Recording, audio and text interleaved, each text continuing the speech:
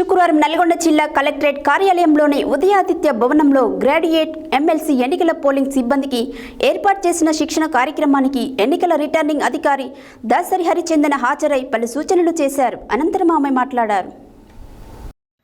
శుక్రవారం నల్గొండ జిల్లా కలెక్టర్ కార్యాలయంలోని ఉదయాదిత్య భవన్లో గ్రాడ్యుయేట్ ఎమ్మెల్సీ ఎన్నికల పోలింగ్ సిబ్బందికి ఏర్పాటు చేసిన శిక్షణ కార్యక్రమానికి ఎన్నికల రిటర్నింగ్ అధికారి దాసరి హరిచందన్ హాజరై పలు సూచనలు చేశారు.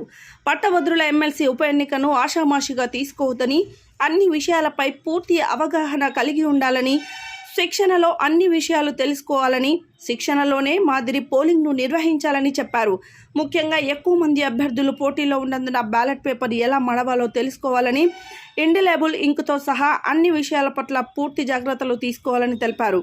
పట్టభద్రుల ఉప ఎన్నిక సందర్భంగా 800 పైబడి ఉన్న ఓటర్లు ఉన్న పోలింగ్ కేంద్రాలకు 2 బ్యాలెట్ బాక్సులు ఇవ్వడం జరుగుతుందని, ఇటీవల పార్లమెంట్ ఎన్నికలు నిర్వహించినందున ఎమ్మెల్సీ ఎన్నికలలో ఓటర్లకు ఎడమ చేయి మధ్య వేలుకు ఇండెలిబుల్ ఇంక్ మార్కు చేయాలని అన్నారు. ఓటర్లు ఎన్నికల సంఘం ద్వారా సరఫరా చేసిన వాయిలెట్ స్కెచ్ పెన్ ద్వారా మాత్రమే ఓటు వేయాలని, ఓటుకు ప్రాధాన్యత క్రమంలో వేయాల్సి ఉంటుందని తెలిపారు.